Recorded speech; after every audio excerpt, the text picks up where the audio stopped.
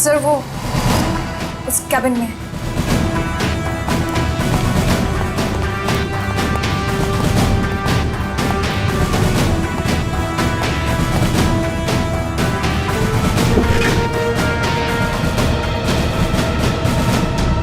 Sir, एक गोली लगी है सीने में। देखो जरा, शरीर से गोली बाहर निकलने का कोई निशान है क्या?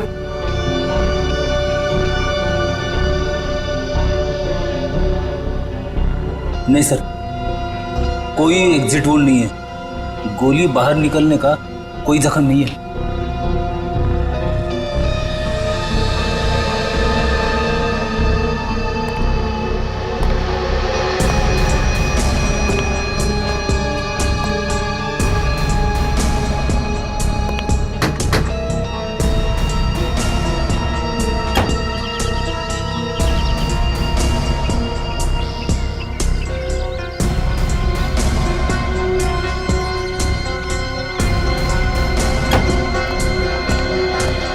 पूर्वी, सर। लाश किधर? सर अंदर आइए सर।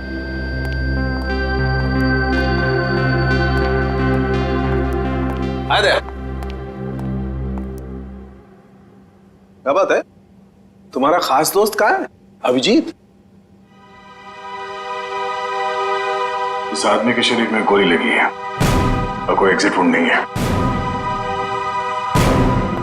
ठीक है, सब कमरे को अच्छी तरह से चेक करो। Excuse me. हाँ, प्लीज प्लीज।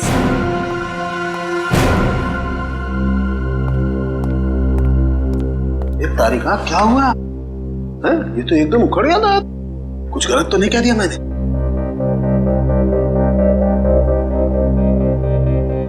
कैसे हुआ ये सब? हमें नहीं पता है सर। क्या नाम है आपका? जी, श्लोक। कितने लोग काम करते हैं यहाँ ऑफिस में? कोई 20-22 लोग। 20-22 लोग। दिन दहाड़े कोई आपके डायरेक्टर के कमरे के अंदर घुस जाता है, उसे मार देता है, और आप में से किसी ने कुछ नहीं देखा? सर, मैं आपको सिर्फ इतना बता सकता हूँ कि जो कुछ भी हुआ है वो 1:30 से 2 के बीच हुआ होगा। खून किसने किया वो आप नहीं जानते। खून कितने बजे हुआ ये आपको मालूम है? हाँ सर, क्योंकि सर के केबिन का दरवाजा 1:30 से 2 के बीच अपने आप लॉक हो जाता है। क्यों लॉक हो जाता है? वो तो नहीं पता, सर ने ऐसे ही बनवाया है। तो क्या करते क्या थे कैबिन में 1:30 से 2 के बीच? सर, हो सकता है कि वो अपने वाइफ से बात करता हो और नहीं चाहता हो कि कोई उसे डिस्टर्ब करे। नहीं सर, सर शादीशुदा नहीं थे। तो फिर करते क्या थे वो? हाँ? पूजा करते थे, खाना खाते थे, क्या करते थे? सर वो घर से खाना खा के आते थे। और ये कैबिन का दरवाजा हर रोज ऐसे ही बंद होता था? जी सर। जी सर। तो फिर आज उसी दौरान उनका खून हुआ, ये आप लोग कैसे कह सकते हैं? सर, ये शालिनी है। सर, इनको अंकुश सर से मिलना था। ये दौड़ते हुए उनके केबिन में गई, लेकिन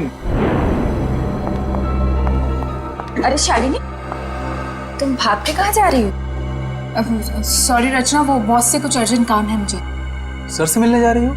लेकिन अभी तो 1:30 बजने वाले हैं, केबिन बंद हो जाएगा उनका। पता है, इसलिए तो जल्दी जा रही हूँ। Excuse me.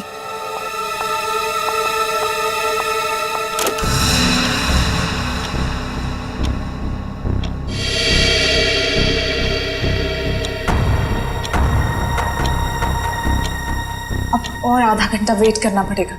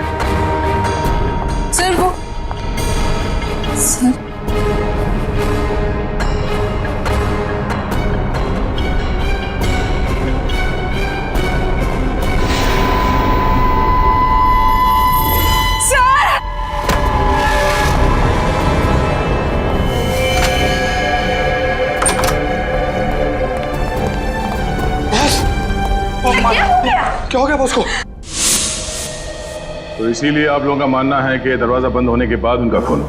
हाँ सर। सर कैबिन में कोई हथियार नहीं मिला। सर हो सकता है कमरे में कोई ऐसा मैकेनिज्म हो जिससे गोली खुद ब खुद चल गई हो।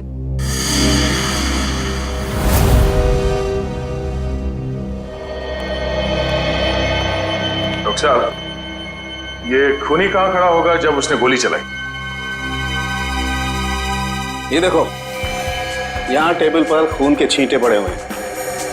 इसका मतलब साफ है खूनी वहां खड़ा था जहां तुम खड़े हो। और अगर गोली किसी मैकेनिज्म से चलाई गई है तो मैकेनिज्म इसी लाइन में होनी चाहिए। बिल्कुल।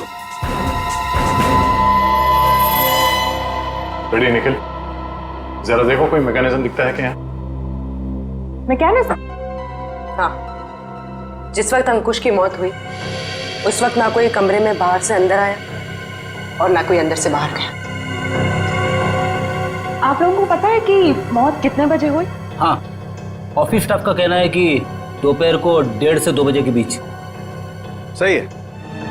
रायगर मोर्टिस लाश की जकड़न भी यही बता रही है।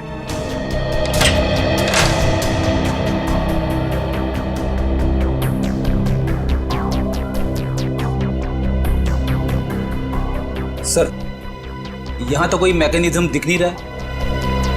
सर यहाँ भी ऐसी कोई चीज दिखाई दे नहीं रही है। कमरे में कोई आया नहीं और कोई मैकेनिज्म भी नहीं है, तो फिर इस आदमी को गोली लगी कैसे? कि ऐसा तो नहीं कि ये दरवाजा लॉक होने से पहले इसे गोली लगी हो? एक बात बताइए, आप में से किसी ने ये दरवाजा बंद होने से पहले अंकुश को जिंदा देखा था? No sir. नहीं सर। ठीक है, एक काम करो, शुरू से बताओ जब आपके बॉस अंकुश यहाँ इस ऑफिस में आए। सर वो बहुत परेशान थे और उन्होंने कृतिका को अपने केबिन में बुलाया। Okay sir, okay. रचना, क्या हुआ? बॉस बहुत ज्यादा गुस्से में है, कृतिका को अंदर बुलाया है।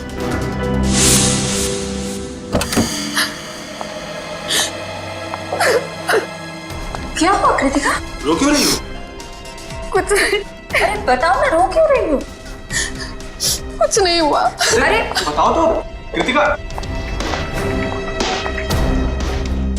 तो कृतिका अभी कहाँ है? ऑफिस से चली गई क्या वो? नहीं सर, उसका बैग तो यही है।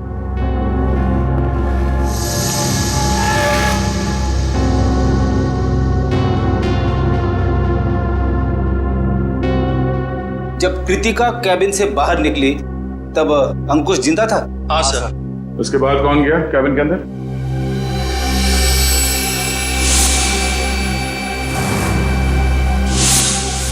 देखिए, हम एक सवाल 2 बार नहीं पूछेंगे आप लोगों से। हम यहाँ ये पता करने की कोशिश कर रहे हैं कि आपके बॉस का खून किसने किया, और इसके लिए हमें आपके सहयोग की जरूरत है। और आपके ऐसे चुप रहने से कुछ हासिल नहीं होगा। इसलिए बताइए, कृतिका के बाहर आने के बाद अंकुश के कैबिन में कौन गया था? सर, त्र्यंबक, रचना और मैं। उस वक्त कितने बजे थे?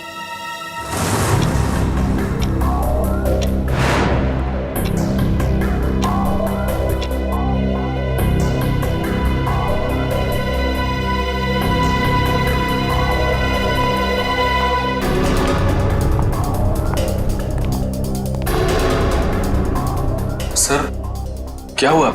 आपने हमें बुलाया? ये पूछो क्या नहीं हुआ है। क्या सर, क्या नहीं हुआ? ईमानदारी नहीं हुई, वफादारी नहीं हुई। सर, हम कुछ समझे नहीं। देखो, तुम तीनों बहुत मुश्किल में हो। मुश्किल में? हाँ, मुझे ये पता चला है कि तुम तीनों में से कोई एक हमारे डिजाइन कॉम्पिटिटर्स को बेच रहा है। नहीं सर, हम ऐसा नहीं कर सकते। हाँ सर, मुझे तो ये भी नहीं पता कि हमारे कंपटीटर्स है कौन। मेरे पास सबूत है और मैं तुम तीनों को जेल भिजवा सकता हूं, लेकिन मैं ऐसा नहीं करूंगा। चुपचाप शाम के 5 बजे तक मुझे बता दो वो आदमी कौन है। हाँ, उसकी नौकरी तो नहीं रहेगी, लेकिन उसे मैं जेल जाने से जरूर बचा लूंगा। लेकिन सर हम लोग। मेरे पास ज्यादा समय नहीं, जितना मैंने कहा है उतना करो। तो कोई कंपनी के सीक्रेट्स बेच रहा था? हाँ? सर अंकुश जरूर भड़का होगा इस धोखे से। कोई भी भड़केगा। बहुत तकलीफ होती है जब उसका कोई करीबी उसे धोखा देता है।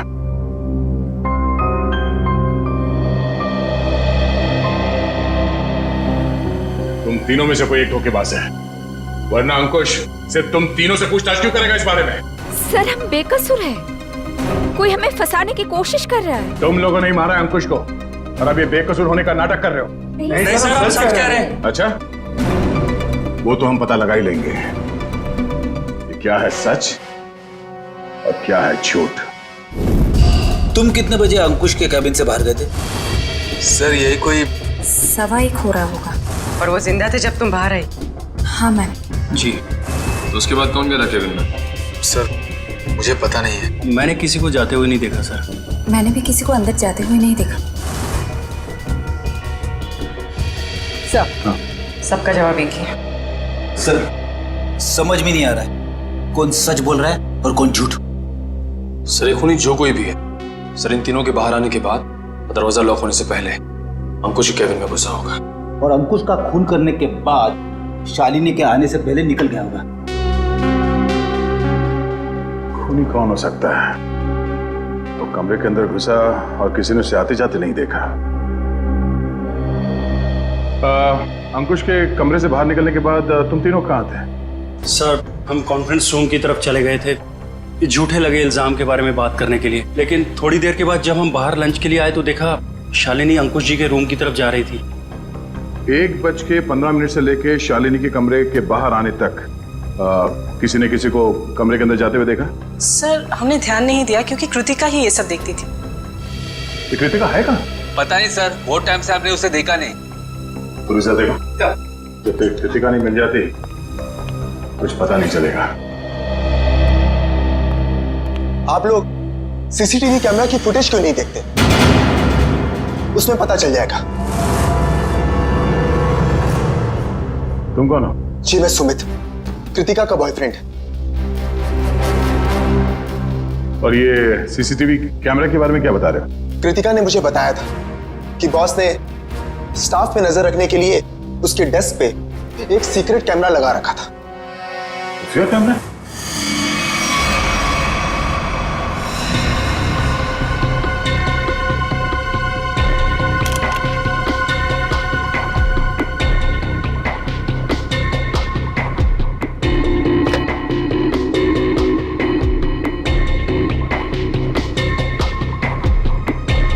यहाँ पे तो कोई कैमरा दिख ही नहीं रहा है।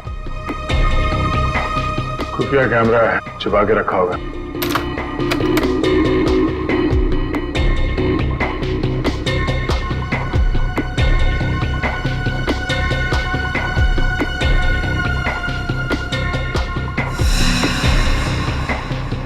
ये देखो,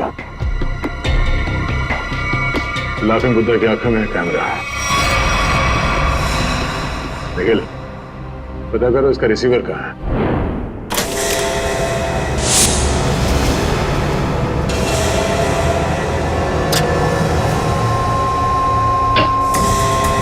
मैम,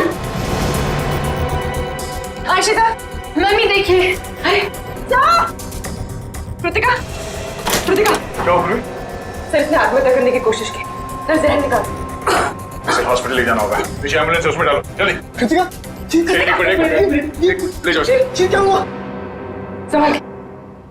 निखिल, उस खुफिया कैमरे का रिसीवर मिला? हाँ सर, उस सीक्रेट कैमरा का ये सब मिल गया है। गुड, जरा फुटेज प्ले करो। देखते हैं रचना, त्रिंबक और श्लोक के निकलने के बाद अंकुश के कमरे में कौन गया था।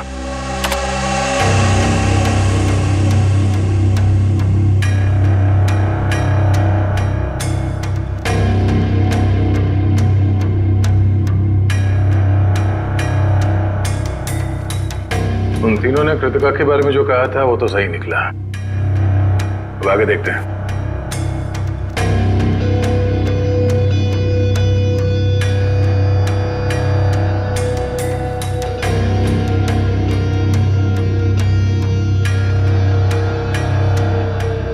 देखते हैं इस खुफिया कैमरे की आंखों ने ऐसा कुछ देखा है कि जो यहाँ काम करने वाले 20-22 लोगों ने नहीं देखा, और अंकुश की मौत हो गई।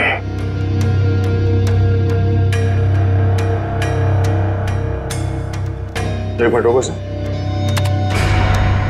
ये आदमी कौन है?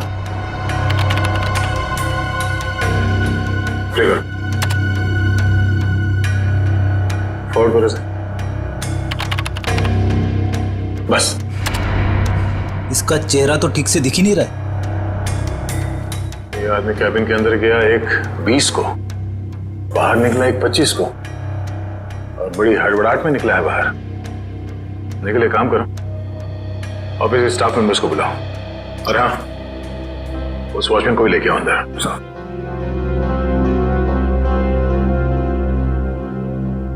आइए सर।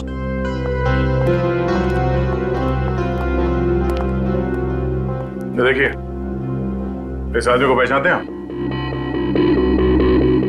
नहीं सर, हमने इन्हें कभी ऑफिस में नहीं देखा। तुम? नहीं सर, इससे पहले मैंने कभी इसे देखा नहीं। श्लोक? नहीं सर, मैंने भी इसे नहीं देखा। वॉचमैन, तुम तो एंट्रेंस में थे, तुमने तो देखा होगा साथ ही जाते। हाँ, पहचानते हो कौन है? नहीं सर, मैंने इसे कभी नहीं देखा। अरे तो फिर ये अंदर आया कैसे? उड़ के आया क्या? मेरा एक फोन आया था, मैं 5 मिनट के लिए थोड़ी दूर चला गया था, शायद ये तब आया होगा। अच्छा, निखिल, एंट्रेंस में जो कैमरा है उसका फुटेज चेक करो।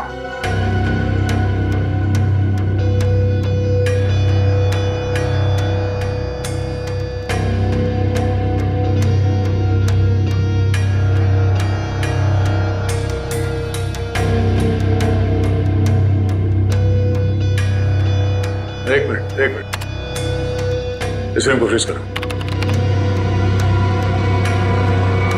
ये सुमित? कृतिका, तुम्हें कुछ नहीं होगा, जल्दी चलो। आई, तुम ठीक हो जाओगे। संभल के।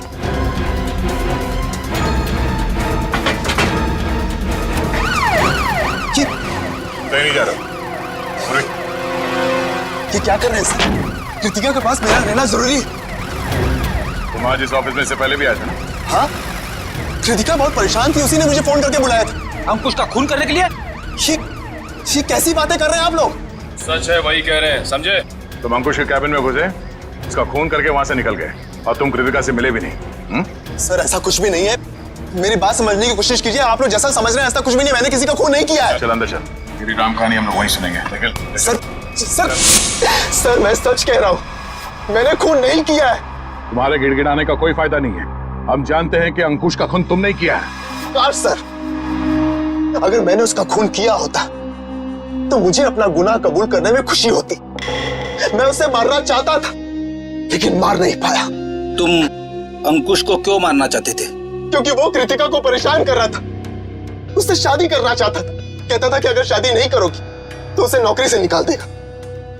बार बार अपने एमडी होने की धमकी देता था। क्या करती बेचारी कृतिका, उसके ऊपर उसके बूढ़े माँ बाप की जिम्मेदारी थी। इसीलिए तुमने बदला ले लिया अंकुश का खून करके? नहीं सर, तब मुझे कृतिका ने बुलाया था, वो बहुत रो रही थी। अंकुश ने फिर से उसे धमकी दी थी, पर जब मैं ऑफिस पहुंचा तब मुझे वो नहीं दिखी। तब मैं जाकर अंकुश को धमकाया और वहां से बाहर चला गया।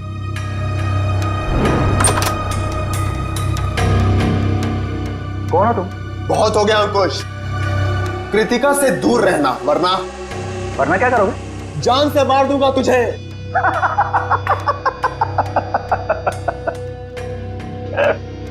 अरे जा, जो करना है कर, कृतिका सिर्फ मेरी बनेगी। अंकुश, तू यहां से निकल रहा है या मैं सिक्योरिटी को बुलाऊं? आउट। अभी तो जा रहा हूं, लेकिन बहुत जल्द लौटूंगा, और तब तुझे मुझसे बचाने के लिए कोई नहीं रहेगा, कोई नहीं रहेगा।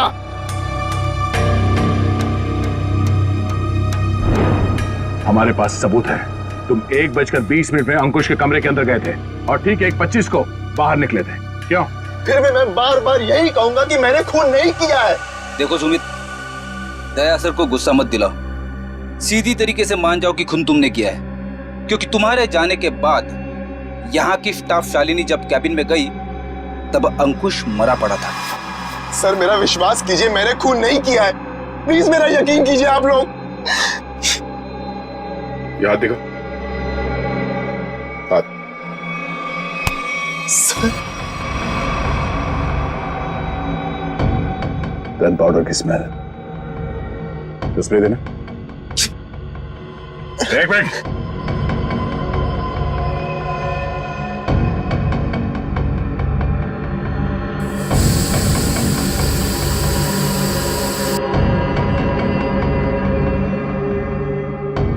तुम्हारी उंगलियों पे गन पाउडर है, इसका मतलब है हाल ही में तुमने गोली चलाई है। नहीं सर, अंकुश का खून तुमने ही किया है। मैंने गोली नहीं चलाई सर। तो फिर ये गन पाउडर तुम्हारी उंगलियों पे कैसे है? सर प्लीज सर मेरा विश्वास। गन पाउडर कैसे आया तुम्हारे हाथ पे? सर वो मेरे पास मेरी अपनी गन उससे गलती से चल गई थी जब मैं आज अपने घर पर था। तुम्हारे पास अपनी गन है? लाइसेंस है? हाँ? नहीं। तो गैर कानूनी तरीके से गन रखी थी तुमने? हाँ? सिर्फ और सिर्फ अंकुश को मारने के लिए। अगर आज उससे कोई नहीं मारता तो मैं शायद उसे जरूर मार देता। तो गन कहाँ रखी है तुमने? बाहर फ्लावर पॉट पे। गन को बाहर क्यों छोड़ा तूने? हाँ? क्योंकि कृतिका ने मुझे कसम दी थी कि मैं अपने साथ गन अंदर लेकर ना आऊं, वरना गुस्से में मैं कहीं उसके बॉस को मार ना दूं, इसलिए बाहर छोड़ दी। चल दिखा वो गन कहाँ है।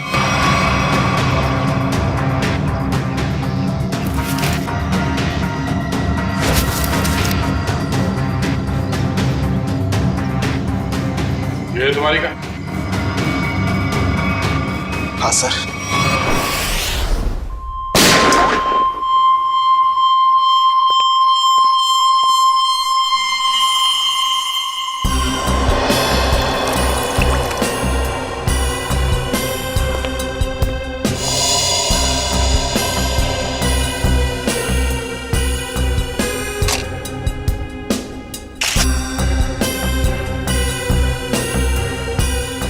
मेरी समझ में नहीं आ रहा है कि आप लोग मेरी गन को चेक क्यों कर रहे हैं, जबकि मैं इसे ऑफिस में लेकर गया ही नहीं था। दोनों बार प्लांट में ही छिपा दिया था।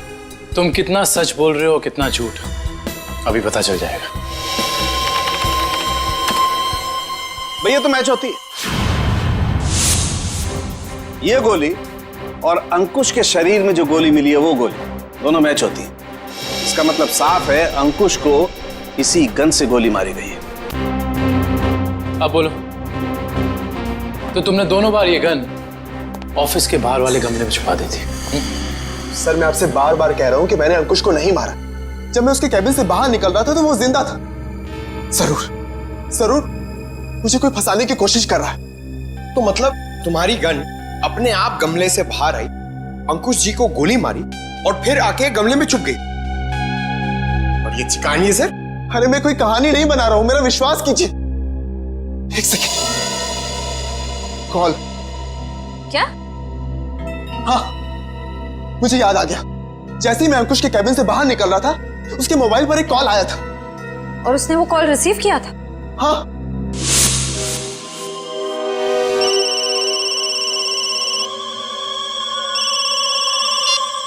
हाँ बोल।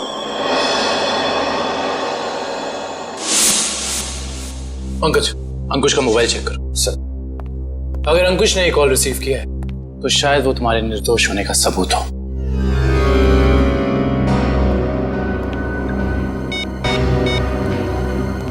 सर अंकुश को 1:25 पे कॉल आया था सर, और 7 मिनट तक कॉल चली थी।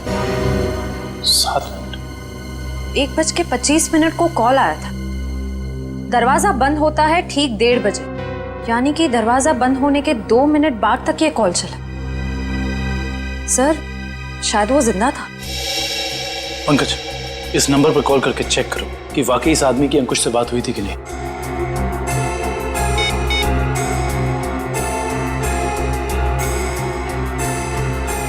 अंकुश नहीं, मैं सीआईडी ऑफिसर पंकज बोल रहा हूँ। अच्छा एक बात बताइए, आपने आज अंकुश को फोन कॉल किया था? आपकी बात हुई थी उससे? अच्छा, लगभग कितने मिनट तक बात हुई थी? 5 से 7 मिनट। अच्छा ठीक है, थैंक यू वेरी मच। नहीं कोई टेंशन। सर 7 मिनट तक बात हुई थी सर। देखा सर, मैं सच कह रहा हूं, मैंने अंकुश को नहीं मारा है। इसका मतलब सुमित खूनी नहीं है, तो फिर खूनी कौन है? कहीं खूनी पहले से ही तो कैबिन में छुप कर नहीं बैठा था और दरवाजा लॉक होते ही उसने अंकुश को गोली मार दी और फिर वहां बैठकर इंतजार कर रहा था। और जब 2 बजे बाकी का सारा स्टाफ अंदर आया कैबिन में अंकुश की लाश देखने, तो मौका देखकर वो भी उनके साथ निकल गया।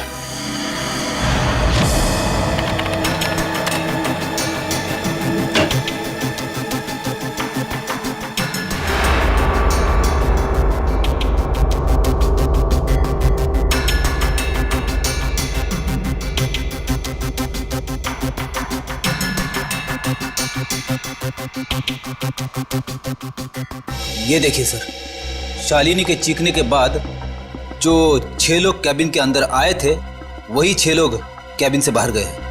इसका मतलब है कैबिन के अंदर कोई छुपा हुआ नहीं था। कैबिन के अंदर कोई छुपा हुआ नहीं था। इस दरवाजे से कोई अंदर नहीं आया और अंकुश इस कमरे में अकेला था जब ये दरवाजा बंद हुआ। तो इस कमरे के अंदर आने का इस दरवाजे के अलावा सिर्फ एक ही रास्ता है, वही ये खिड़की।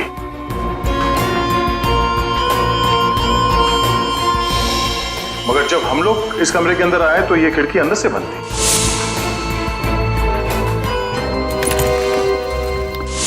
तो अगर हम ये मान के चले कि कोई इस खिड़की के जरिए अंदर आया है, तो नीचे से ऊपर आना तो बहुत मुश्किल है और किसी ने तो देखा ही होगा उसे ऊपर आते हुए। दूसरा रास्ता बचता है ऊपर टेरेस से।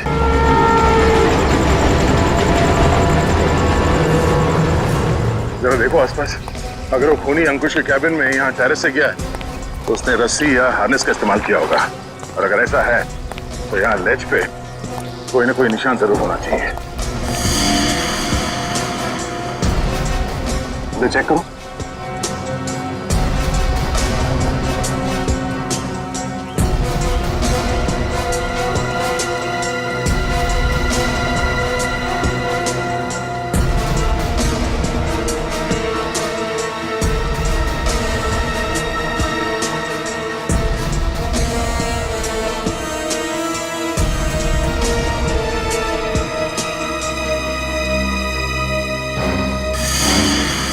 ये देखो, यहाँ पर निशान है। ये निशान, उसने रस्सी को यहां से बांधा और यहां से नीचे उतरा। क्योंकि ठीक नीचे यहाँ पे अंकुश का ऑफिस है। और फिर रस्सी सपोर्ट के लिए शायद वहां उस पे बांधा होगा। ये देखो, रस्सी के घिसने का निशान है यहाँ पे। इसका मतलब है उसने रस्सी यहाँ इस पाइप पे बांधा और वहां से नीचे अंकुश के कैबिन में गया। कमाल है सर, खूनी इतना कुछ करता रहा लेकिन किसी ने उसे देखा तक नहीं। खूनी ने जिस तरीके से मेहनत की है खून करने के लिए, उससे तो साफ साफ दिख रहा है सर, उसके दिल में कितनी नफरत भरी पड़ी थी अंकुश के लिए। ये पता करना पड़ेगा कि वो है कौन जिसे अंकुश से इतनी नफरत थी, और उसे ये भी पता था कि अंकुश के कैबिन का दरवाजा 1:30 से 2 बजे के बीच बंद होता है। वो ना हो ये कोई ऑफिस का ही आदमी है।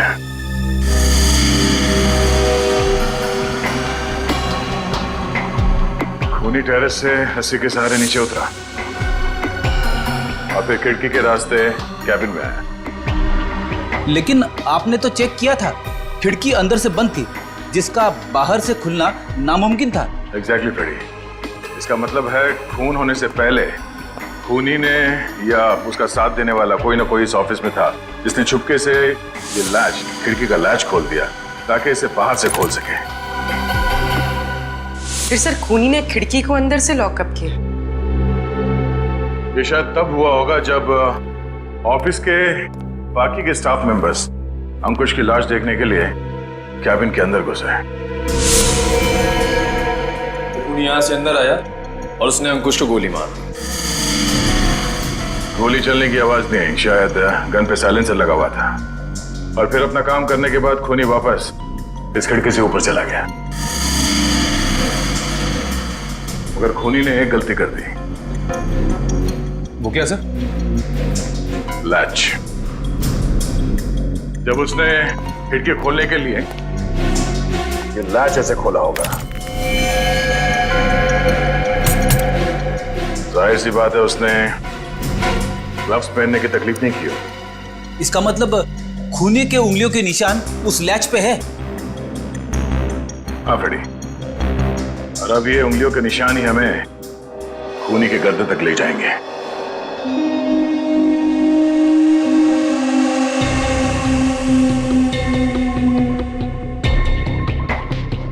सर आप लोग हम पर शक कर रहे हैं? हाँ, क्योंकि खूनी आप लोगों में से कोई है। ये क्या कह रहे हैं आप सर? सही कह रहे हैं, थोड़ा इंतजार करो। उस खिड़की के लैच पे जो उंगलियों के निशान मिले हैं, अगर वो आप में से किसी के फिंगरप्रिंट्स के साथ मैच होते हैं तो पता चल जाएगा कि अंकुश का खूनी कौन है।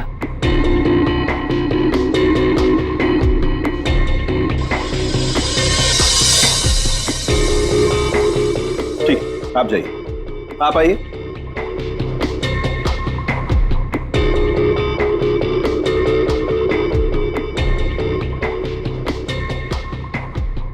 ठीक, जाइए। दया, इन सब लोगों के फिंगरप्रिंट्स तो ले लिए, अब जरा इन्हें मैच करके देखते हैं। ठीक है सर। हाँ,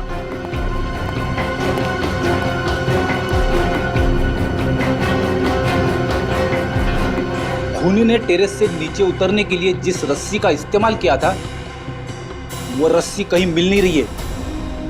अच्छा, रेडी, वो रस्सी यहाँ ऑफिस में होनी चाहिए। ढूंढो, देखो कहाँ है वो रस्सी। सबसे बड़ा सबूत है, इस फिंगरप्रिंट से भी ज्यादा बड़ा।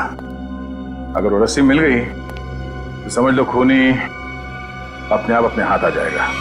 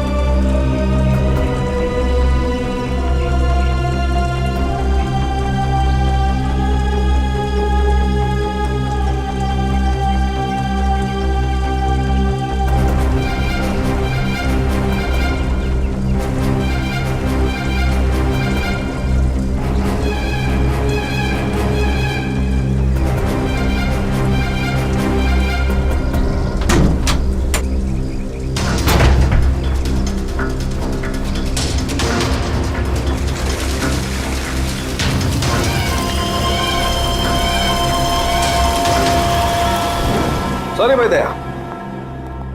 क्या बात है डॉक्टर तारिका? केबिन में मिले फिंगरप्रिंट्स इनमें से किसी से मैच नहीं हो रहे।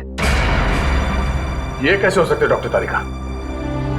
इनमें से किसी न किसी के उंगलियों के निशान मैच होने चाहिए थे। आप लोगों से कोई गलती हो गई होगी। नहीं यार दया, ऐसा नहीं है, हमसे कोई गलती नहीं। हो सकता है दया इनमें से कोई खूनी नहीं होगा, तो खूनी नहीं होगा तो फिंगरप्रिंट्स कैसे मैच होंगे? हो सकता है इस बार गलती आप लोगों से होगी। नहीं, मैं सही हूँ और मैं साबित भी कर सकता हूँ। खूनी इन्हीं में से कोई है और वो खुद ब खुद सामने आएगा। सामने आ जाएगा मतलब तुम्हारे सामने आकर के खड़ा हो जाएगा, कहेगा लीजिए दया जी मैंने खून किया, मुझे हथकड़ी पहना दीजिए। यार बात कर। डॉक्टर साहब इस बार ऐसा ही कुछ होगा। डॉक्टर साहब ने आप लोगों के हाथ पे एक केमिकल लगाया था। वो केमिकल रिएक्ट करेगा और वो केमिकल तब रिएक्ट करेगा जब आप में से जो खूनी है वो ऊपर टेरेस पे जाके पानी के टैंक के अंदर से वो रस्सी निकालेगा।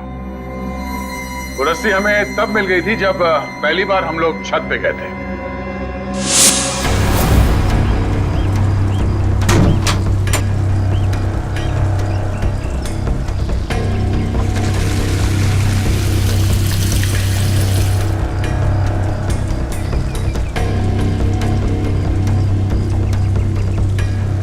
पूरी तैयारी के साथ आया था।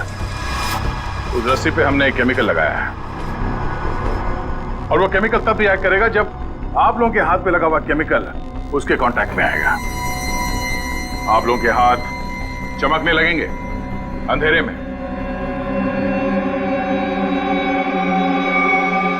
Lights off.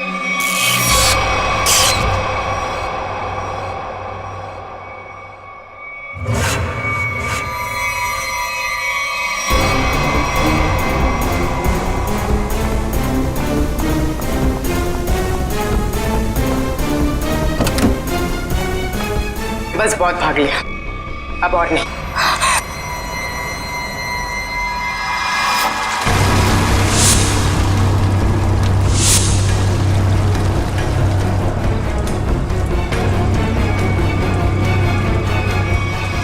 तुमने अंकुश को क्यों मारा? तुम ही कंपनी के सीक्रेट्स बेच रही थी ना? और जब अंकुश तुम तीनों से पूछताछ कर रहा था, तुम जानती थी कि तुम्हें उससे छुटकारा पाना है। हाँ, मैं बहुत पहले से ही जानती थी कि मैं पकड़ी जा सकती, इसलिए मैंने प्लान बना के रखा था कि जब भी मौका मिलेगा मैं अंकुश को मार दूंगी। तो तुमने अपने प्लान में सुमित को कैसे फंसाया और क्यों फंसाया? उसने क्या बिगाड़ा था तुम्हारा? मेरी सबसे अच्छी सहेली को मुझसे दूर कर दिया था।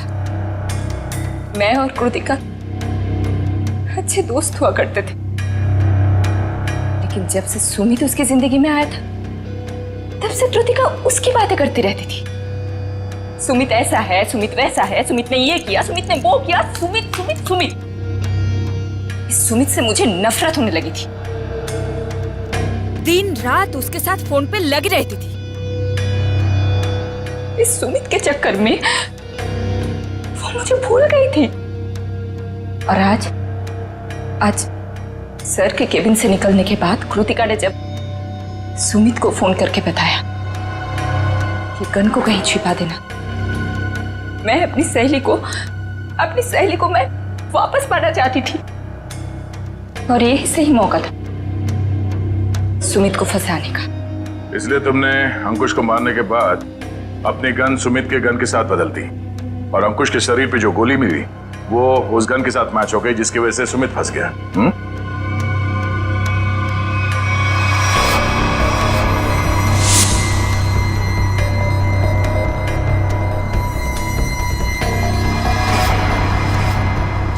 और जब अंकुश अपने कैबिन में तुम तीनों पे भड़क रहा था, उस वक्त तुमने चुपके से उस खिड़की का लैच खोल दिया।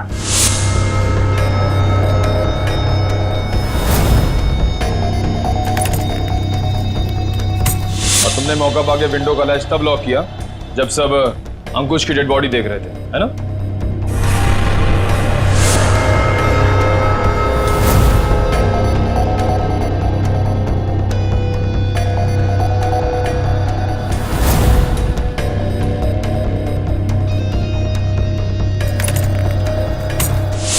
तुम्हें कैसे मालूम कि सुमित के पास कौन सी गन है? कृतिका ने मुझे एक बार बताया था कि सुमित ने एक नई गन खरीदी है। ठीक वैसी गन मैंने भी खरीदी।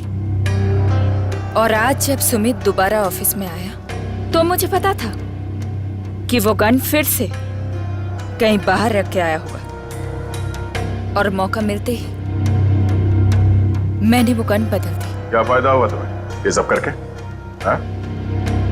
तुमने एक दोस्त खो दिया और साथ में अपनी आजादी भी। पूर्वी, ले जाओ इसे। Sir, sir.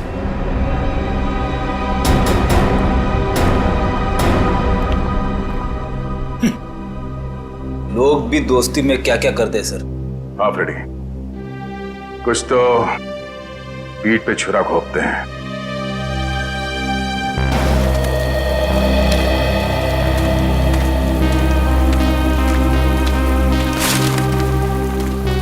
हाय। हाय। झूठ बोला तुमने दया से? हाँ, भाई जैसा ना वो तुम्हारा, इस तरह से दिल दुखाया? कैसी बात कर रहे हो तारिका? मैं तो सपने में भी उसका दिल दुखाने के नहीं सोच सकता। उसको दुख ना हो इसलिए मैंने झूठ बोला। अभिजीत, झूठ के पैर नहीं होते, वो ज्यादा दूर तक चल नहीं सकता। तुम्हें दया को सब कुछ सच सच बता देना चाहिए था। बताया था मैंने सच उसे, कड़वा सच। मैं सिर्फ ये जानने आया था कि श्रेया ने उस लड़के को हाँ बोला है या नहीं। नहीं, वो हाँ बोल दिया श्रेया ने, लेकिन जब मैंने दया का चेहरा देखा लगा जैसे किसी गोली ने उसके सीने को चीर दिया है।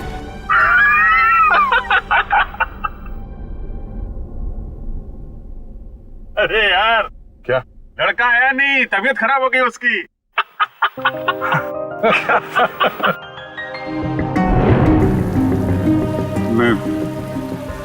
मैं दया को इस हालत में नहीं देख सका। मैंने बात पलट दी, मैंने कहा कि मजाक था। सिद्धार्थ का परिवार तो आया ही नहीं। मैं जानता हूं ये गलत है तारिका, लेकिन ये गलत उस समय मुझे सही लगा। और दया का इतना इंपॉर्टेंट लेटर श्रेया को ना देना, ये भी तुमको सही लगा? क्या लगता है तुम्हें कि मैं जानबूझ के ये सब कर रहा हूं? मैं नहीं चाहता दया और श्रेया एक हो। दुनिया मुझे कुछ भी कहे, मुझे कोई फर्क नहीं पड़ता, लेकिन तारिका तुम मुझे गलत समझ रही हो। बहुत दुख हुआ मुझे, बहुत दुख हुआ।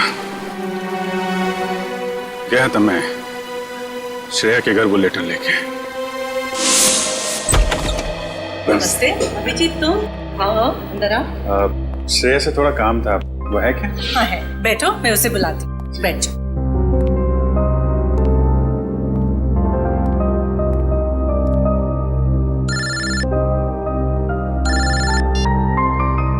अरे भाई, तुम्हारा ही काम करने आया हूं यार।